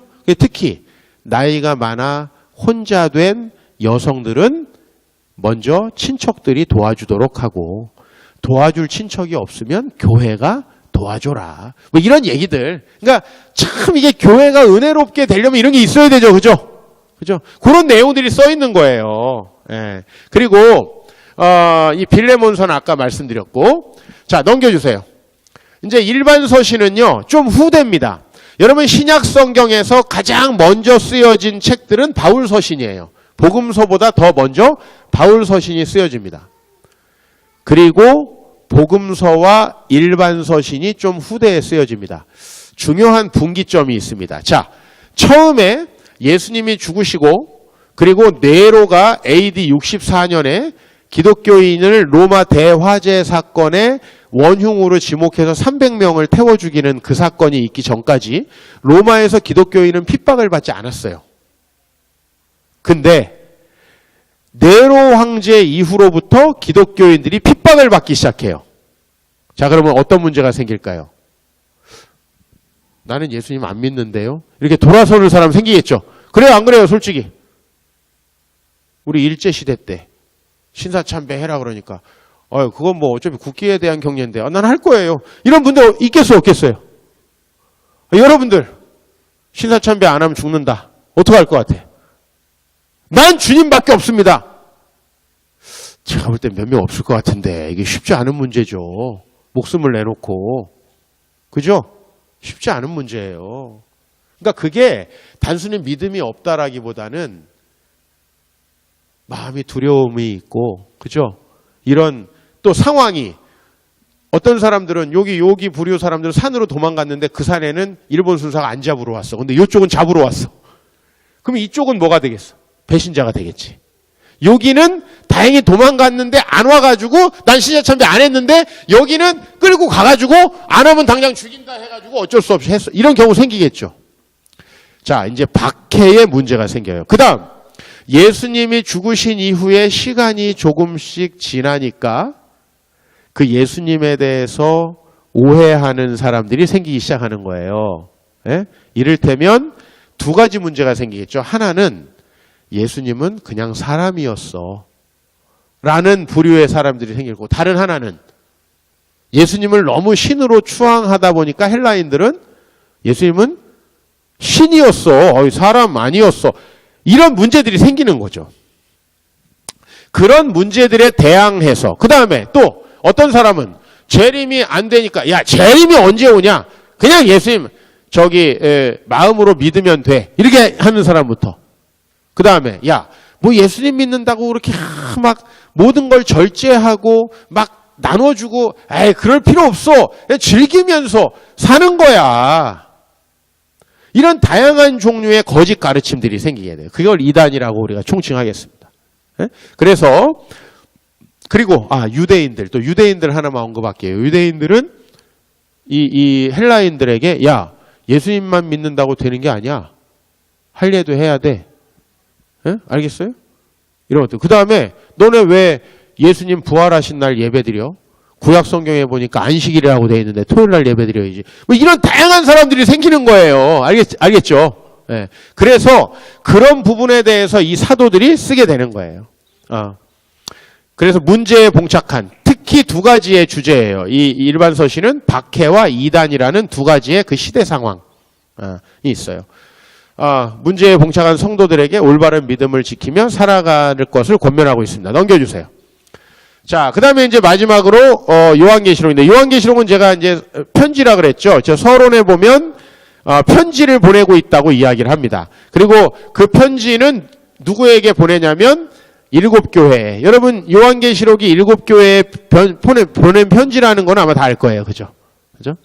자, 그리고 이제 근데 이 요한계시록의 진짜 중요한 것은 요거예요. 하늘 보호자의 환상이에요. 근데 하늘 보호자에서 하나님께서 딱 두루마리를 갖고 계세요. 근데 이 두루마리를 아무도 뗄 능력을 가진 이가 없는데 그 한쪽에 누가 있냐면은 죽었다가 살아난 것 같은 양이 계세요. 이거 우린 딱 알죠. 누구예요? 예수님이죠. 그죠? 진짜 양이 하늘나라에 있는 게 아니죠. 형상화를 이렇게 하는 거예요. 그래서 죽었다가 살아난 것처럼 보이는 양임은 이건 우리가 봤을 때는 누가 봐도 세상 죄를 지고 십자가에 죽으셨다가 살아나신 예수님을 얘기하는 거죠. 그죠? 그 예수님이 인을 딱 떼니까 7 인의 재앙이 있고 그 7번째의 인에서 7 나팔의 재앙이 나오고 7번째 나팔에서 7 대접의 재앙이 나와요. 자, 7개의 재앙이 3번에 걸쳐서 계속되죠. 그럼 우리는 21번이구나 이렇게 생각. 그게 아니에요. 이건 숫자를 성경은 3은 삼위일체 완벽하죠. 세 분이 7개는 하나님이 항상 무엇인가를 이루는 데 있어서 7은 완전수로 사용되죠. 그래서 하나님이 이 세상을 심판하신다라는 그 상징으로 3가지씩 사용을 하고 있어요. 그리고 여기 하늘 보좌에는 누가 있냐면 옛적부터 계시는 머리가 허여신 분, 이 하나님을 상징하는 거죠. 그 다음에 보좌 앞에 7영, 완벽한 영이신 성령님, 그리고 죽었다가 살아난 어린 양. 이 세 분이 진짜 세상을 다스리는데 요 가짜 삼위일체가 나와요. 중간에. 이거 봐봐요. 하늘 보좌와 용과 두 짐승. 용과 바다 짐승, 땅 짐승. 3마리죠? 왜 3마리로 했냐 하면은 여러분 일단 이제 용은 우리 온 인류를 꿰어서 죄로 이끈 바로 사탄을 이야기하고요. 그 다음에 바다 짐승은 로마의 황제와 큰 권력자들을 얘기해요. 왜 바다 짐승일까요? 네? 로마 사람들은 지중해 전역을 둘러싸서 정복하고 이 자기네 나라 말로 여기 지중해를 마레 노스트루라고 불렀어요. 마레 노스트루. 우리의 바다. 그렇게 불렀어요. 그러니까 바다 짐승이라고 하면 그건 로마 전체의 권력자들. 그 다음에 땅 짐승은 로마는 그 땅을 다 속주로 나눠서 총독을 파견해가지고 다스렸죠. 그죠? 그래서 그 총독들을 짐승이라고 한 거예요. 즉 로마 시대에 실제로 지금 눈에 보이는 권력자들이 이 세상을 다스리는 것처럼 보이지만 실제 이 세상을 다스리는 건 누구다? 삼위일체 하나님이다. 그분의 역사가 이렇게 나타나고 이제 결론으로는 음녀 바벨론, 이 세상을 유혹하는 용과 두 짐승이 다스리는 음녀 바벨론은 멸망할 것이고 장차 하나님을 신뢰하던 사람들이 어린 양의 혼인잔치에 참여해서 새 하늘과 새 땅에서 영원한 하나님 나라를 누리게 된다. 이것이 바로 우리가 장차 갈 우리 인류의 결과라는 거예요. 자, 이렇게 하나님 나라가 인류의 시작에서부터 완성까지 일하는 거예요. 여러분, 어떤 사람들은 창조는 잘 믿는데 이 예수님을 통해서 역사가 끝나는 것을 잘 못 믿는 사람들이 있어요. 여러분, 창조를 믿는데 왜 끝을 못 믿습니까? 하나님이 시작한 세상을 하나님이 끝내시고 새로운 세상을 연다는 거예요. 우리가 볼 때는 이해가 안 가죠. 여기 과학을 전공하시는 분들, 창조라는 게 과학으로 입증이 불가능하죠. 왜냐하면 원래 과학으로 입증할 수 있는 사건은 반복되어져야지 가능한 거예요. 어느 날 한 번 있었던 사건은 과학으로 절대 입증을 못합니다. 반대로 과학으로 부정할 수도 없는 거예요. 이건 철저하게 믿음의 영역이에요. 하나님은 우리가 절대로 우리의 머리로 이해할 수 없고 알 수 없는 것을 계시라는 방법으로 주셨고, 우리는 이 계시를 어떻게 믿을 수 있냐면 바로 예수님이 하나님의 아들로서 내려오셔서 죽으셨다 부활하시고 그분이 승천하셨기 때문에 우리는 그분 때문에 사실은 이 모든 걸 믿을 수 있는 거예요. 여러분이 예수님을 믿는다는 건 창조를 믿는 것이고, 예수님 믿는다는 건 그 창조하신 하나님이 이 세상을 끝내시고 또 다른 세상을 연다라는 것을 믿는 거예요. 이게 논리적으로 맞습니다. 시작은 했는데 끝은 안 나겠지. 이렇게 생각하면 이건 논리적으로 오히려 안 맞습니다.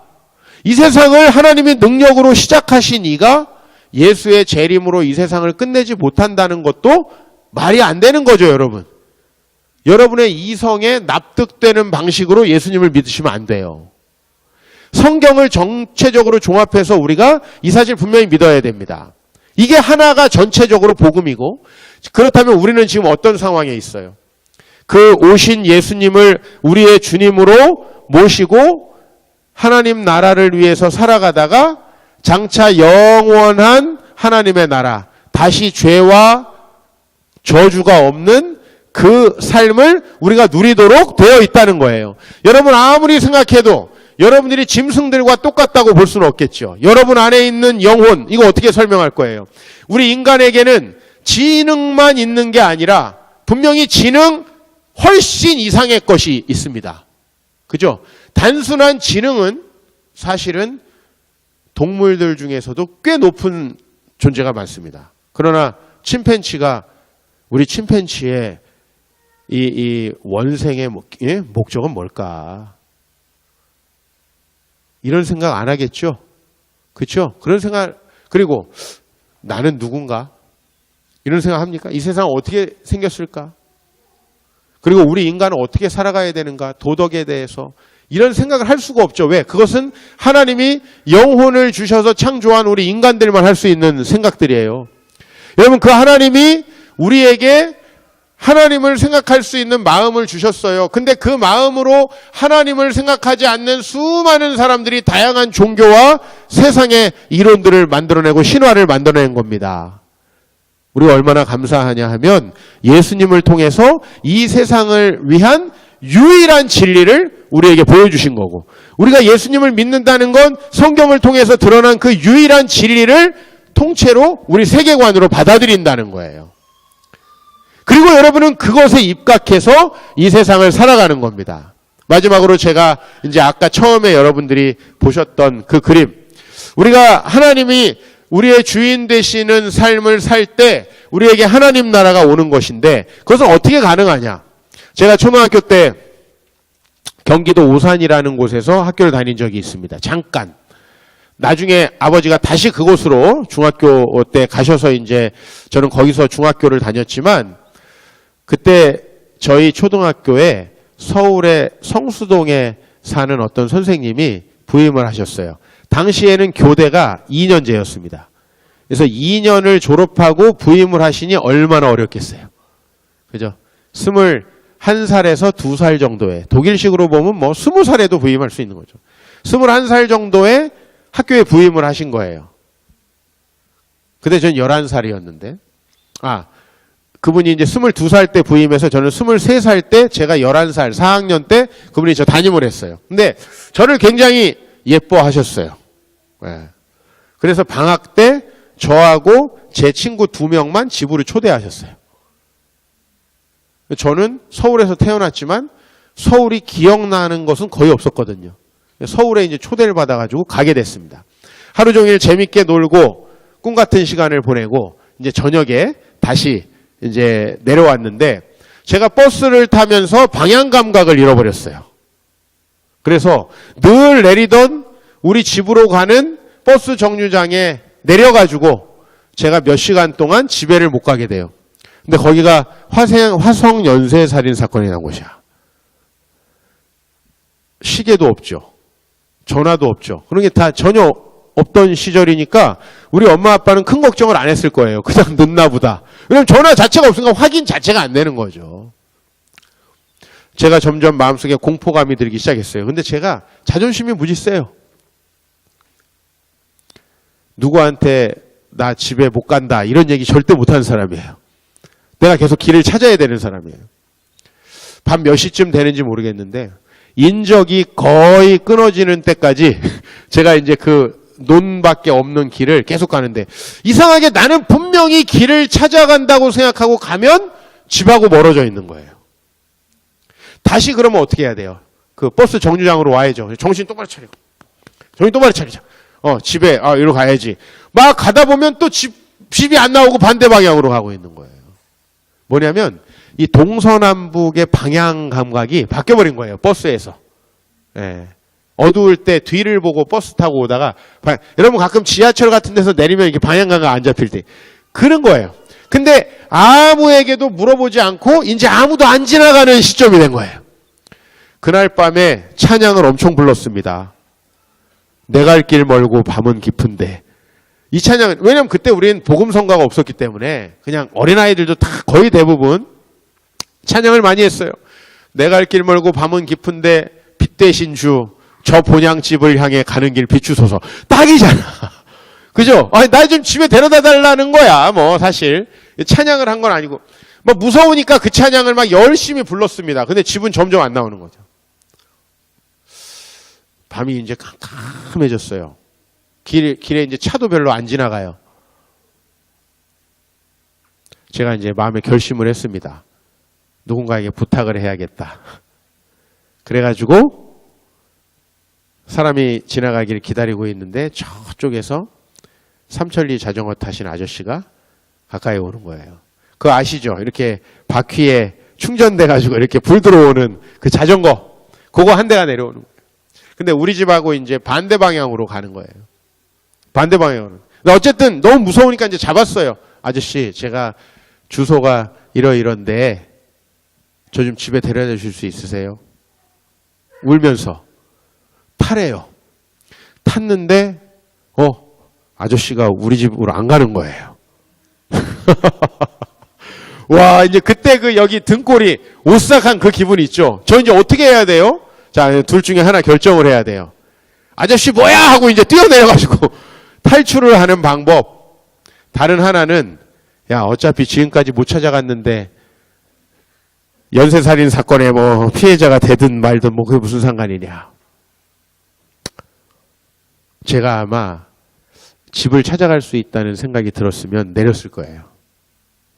근데 저는 이제 집에 못 찾아간다라고 인정을 했어요. 난 스스로 집에 너무 무서워가지고 눈을 감고 아저씨 등에다 그냥 얼굴 묻었어요. 에라 모르겠다. 10분 정도 지나니까 아저씨가 내리래요. 집 앞이에요. 그러니까 왜 제가 집하고 반대로 간다고 느꼈냐면 제가 잘못돼 있었던 거예요. 제 방향 감각이 잘못돼 있으니까 아저씨는 분명히 잘 가고 있는데 그 아저씨 의심을.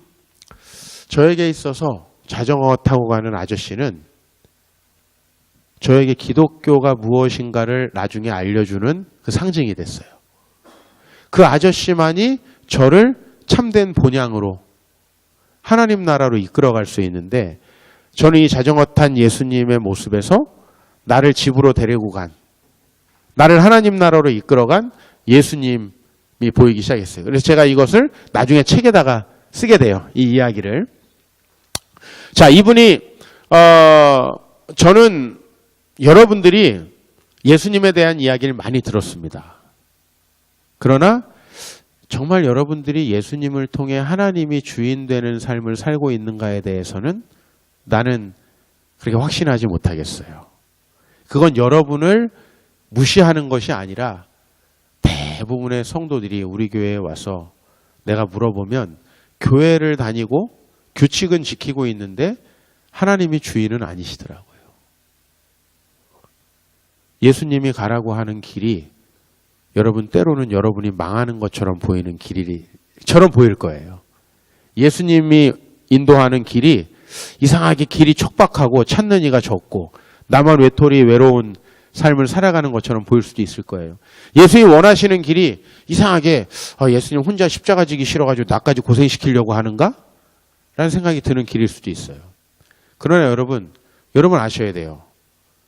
여러분은 길을 잃고 이 세상에 살고 있는 사람들이에요. 진짜 인생이 무엇인지, 내가 인생을 어떻게 살아가야 되는지 어차피 모르시는 분이었어요. 근데 왜 우리가 예수님을 주인으로 받아들이지 않느냐 하면 여러분들이 아직까지는 이렇게 하면 난 성공할 수 있고 이렇게 하면 행복할 수 있고 이렇게 하면 잘 살 수 있다라는 자신감이 있는 거예요. 저는 24살 때 그 자신감을 버렸어요. 그 자신감을 버리니까 내 인생에 하나님께서 어떤 것들을 요청하셔도 그렇게 속이 상하지 않는 거예요. 왜?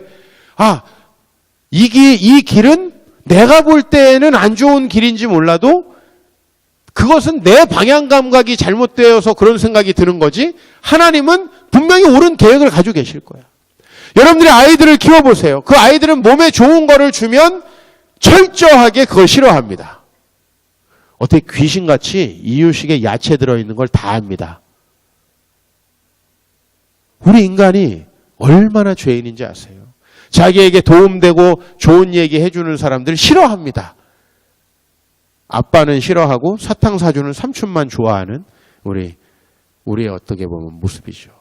그러나 저는 오늘 여러분들이 어떤 단계에 있는지 모르겠어요. 혹시 저처럼 혼자 자존심 세우고 집에 찾아갈 수 있다고 우기다가 여러분들이 이제 이 정도 시점에서 정말 하나님이 이끄시는 그 삶이 진짜 맞는 삶이다. 왜? 내가 그 삶을 경험해보진 못했지만 지금까지 내가 내 집을 찾아갈 수 있다. 내 인생의 길을 바로 찾아갈 수 있다고 생각하고 살았는데 그 어느 곳에서도 난 참된 행복이 없더라. 라는 것들을 여러분이 느낀다면 혹시 미혼의 형제 자매들은 결혼하면 참된 행복이 오지 않을까? 혹시 아직 이제 직장이 없는 사람은 직장에 가서 돈을 벌면 참된 행복이 오지 않을까? 혹시 외국에 거주하는 많은 분들은 이제 시민권이 주어지면 영주권이 주어지면 이제 진짜 행복한 시절이 오지 않을까? 성경은 그런 얘기를 전혀 하고 있지 않습니다.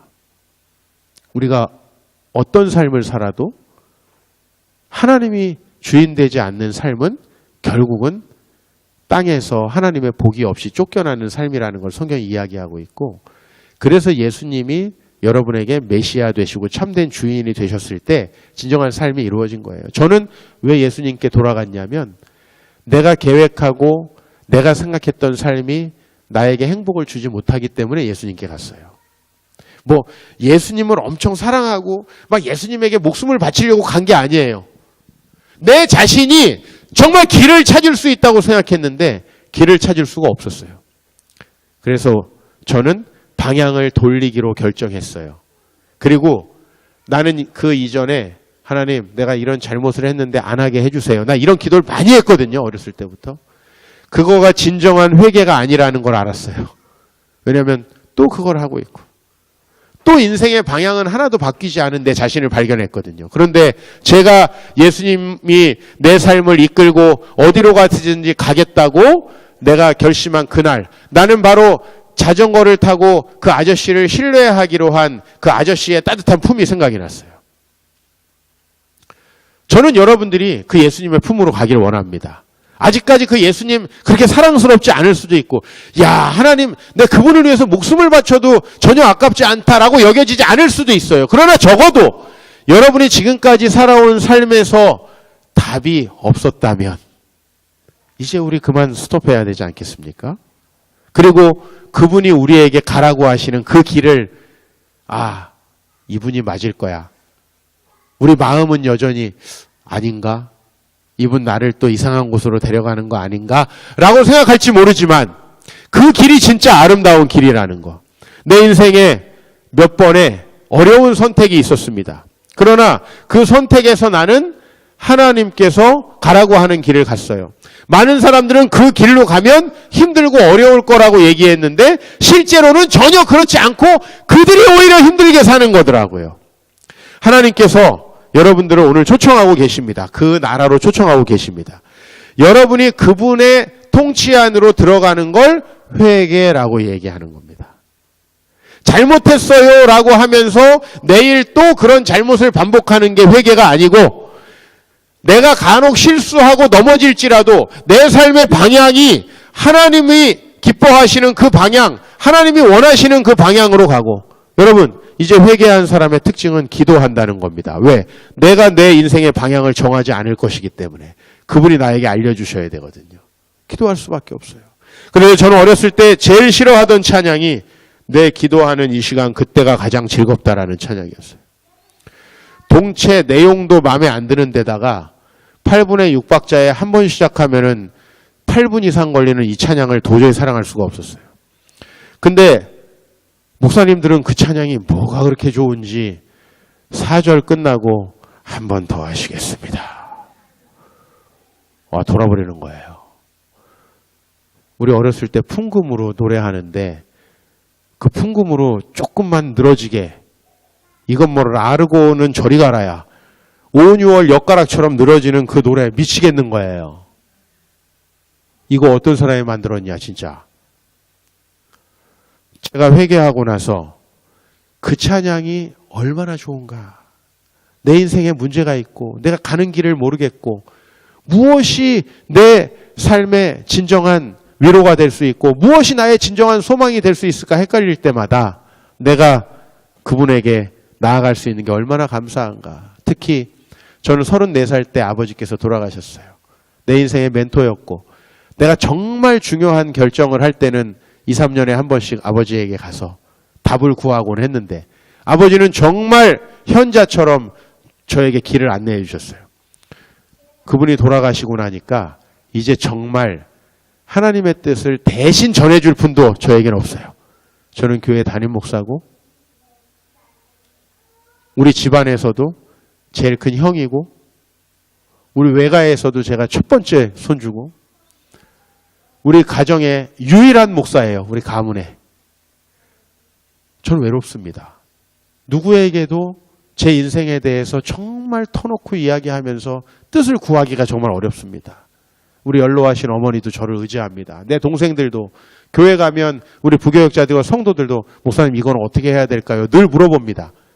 사실 이 인생이 그렇게 녹록하진 않더라고요. 그러나 제가 아버지가 어렸을 때 하신 말이 있어요. 나는 너에게 하나님을 소개해주고 죽을 거다. 아버지가 돌아가시는데 인생이라는 게 이렇게 슬픈 거라면 왜 살아가야 되는가라는 생각이 들더라고요. 아버지가 죽는 거 누구에게나 다 있는 일인데 그게 너무나 슬프더라고요. 특히 저의 첫 아이가 태어나자마자 아버지가 돌아가셨어요. 내가 우리 딸을 보면서 무슨 생각을 했냐면 야, 너도 언젠가 내가 죽을 텐데 되게 슬프겠다. 이런 슬픈 게 정해져 있는 인생, 이게 얼마나 힘들까? 저는 우리 딸을 낳고 기쁜 게 아니라 내 아버지께서 가시는 그리고 우리 새로운 생명이 탄생하는 그 묘한 순간에서 우리 아이가 탄생하는 걸 기뻐하는 게 아니라 너무나 인생이라는 게 참 힘들고 어려운 거구나. 근데 그때 하나님이 예비하신 천국에서 우리 아버지가 계실 거라는 사실, 그리고 내가 그곳에서 재회할 거라는 사실, 그리고 우리 아이에게 내가 언제까지 우리 아이의 보호자가 되어줄지는 모르겠지만 내가 혹시 떠나더라도 우리 아버지가 떠났을 때 하나님이 이제 진짜 나의 아버지가 되시는 것처럼 우리 딸도 내가 떠나더라도 하나님이 그의 보호자가 되시고 그의 조언자가 되실 거라는 생각을 하니까 제가 다시 인생에 대해서 긍정적으로 생각할 수 있게 되더라고요. 사랑하는 성도 여러분, 우리 삶은 그렇게 쉽지 않습니다. 우리는 한 번도 살아보지 못한 인생을 사는 거예요. 여러분의 앞으로의 20대, 30대, 40대, 50대 한 번도 살아보지 못한 인생을 사는 거고 저도 앞으로 제가 한 번도 밟아보지 못한 고지를 밟아야 합니다. 누가 우리를 인도해 주셔야 될까요? 누가 우리의 미래를 인도해 주셔야 될까요? 그리고 우리의 죽음의 순간에 누가 우리를 맞이해 주셔야 될까요? 기독교 신앙이 없다면 정말 우리는 아무것도 아닙니다. 정말 그분이 여러분의 참된 주인이 되시면 좋겠습니다. 우리 같이 좀 기도하면 좋겠어요. 우리 반주가 좀 가능하실까요? 하나님 앞에 오늘 여러분 그 참된 소망을 주시기 위해서 오신 예수님, 하나님께서 구약의 모든 계시를 주셨고 또 그 참된 하나님에게로 가는 진정한 길이 되어주셨던 우리 예수님, 그분이 우리 인생의 참된 소망이고 그분이 우리 인생의 참된 위로자 되시고 그분이 우리 인생의 참된 메시아 되십니다. 그분에게 삶의 주권을 이양하기를 바랍니다. 우리의 삶이 그분에게 맡겨졌을 때 얼마나 안전하고 그분에게 맡겨졌을 때 우리의 미래가 얼마나 튼튼하고 그분은 얼마나 우리의 산성이고 우리의 피할 바위가 되시는지요. 그 하나님 우리의 메시아 되실 예수님을 보내주셔서 감사합니다. 주님 십자가에 달리셔서 우리의 진정한 구주 되심을 감사합니다. 이제 주님께 내 인생을 맡기길 원합니다. 내 인생의 진정한 주인이 되시기를 소망합니다. 주여 나를 인도하여 주시옵소서. 우리 같이 주님께 우리 인생을 내어 맡기며 기도하면 좋겠습니다. 아버지 하나님 감사합니다. 주여 드레스덴 한인교회 우리 사랑하는 성도들, 오늘 이곳에 모여서 아버지 하나님 그동안의 우리 인생의 실패와 우리의 어리석음과 우리의 죄악들을 고백하면서 주여 당신이 우리의 주인이 되심을 주여 인정하며 주여 당신이 나를 다스리시는 대로 살아갈 때 우리가 얼마나 복된 삶을 누릴 수 있는가, 우리 죽음 이후까지 얼마나 안전할 수 있는가, 우리가 오늘 이 시간에 믿게 하심을 감사합니다. 주여 나의 주인이 되시길 원합니다. 주여 앞으로 적어도 내가 또 실수하고 넘어지겠지만 하나님께서 나의 주인이 되실 줄 믿습니다. 그리고 그것을 소망합니다. 주여 하나님 내 물질의 주인 되시고 내 시간의 주인 되시고 내 모든 것의 주인이 되어 주시옵시고 그 하나님 우리를 살리시고 밝혀 주시옵소서. 우리의 소망이 되어 주시옵소서. 우리의 모든 것이 되어 주시옵시고 주여 장차 하나님께서 우리에게 예비하신 하나님 나라의 놀라운 축복이 우리 각자의 삶에 임하게 하여 주시옵소서. 예수님의 이름으로 기도합니다. 아멘. 하나님 아버지 감사합니다. 태어나서 한 번도 서로 만나지 못했던 저와 우리 드레스덴 교회의 목사님과 많은 성도들을 만나게 하신 것은 하나님께서 또 특별한 계획이 있는 줄 믿습니다. 그리고 우리가 많은 시간을 희생하여 이 시간을 하나님 앞에서 우리가 정말 하나님이 우리의 주인 되시는 하나님 나라를 소망하기 위하여 그 예수님을 묵상하는 시간을 가졌습니다. 우리가 배웠던 이 말씀, 주여 앞으로 독일에서 이 드레스덴에서 우리 귀한 드레스덴 한인교회에서 하나님을 섬기고 주님 앞에 내 인생을 살아나가는 이유와 목적을 발견하고 주여 내 인생이 정말 행복해지는 그 복음이 되게 하여 주시옵시고 주여 이 복음이 이 교회를 살릴 뿐만 아니라 또 우리 인생과 나아가서 우리를 만나게 될 수많은 사람들과 천하만민을 복주는 소식이 될 줄 믿습니다.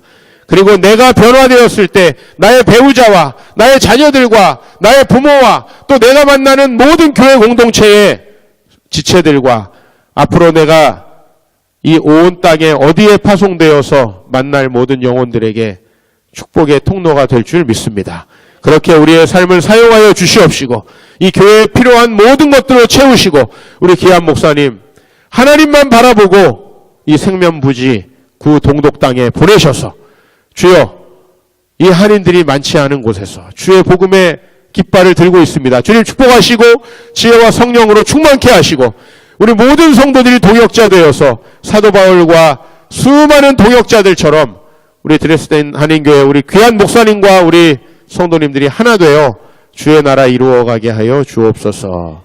예수님의 이름으로 기도하옵나이다. 아멘.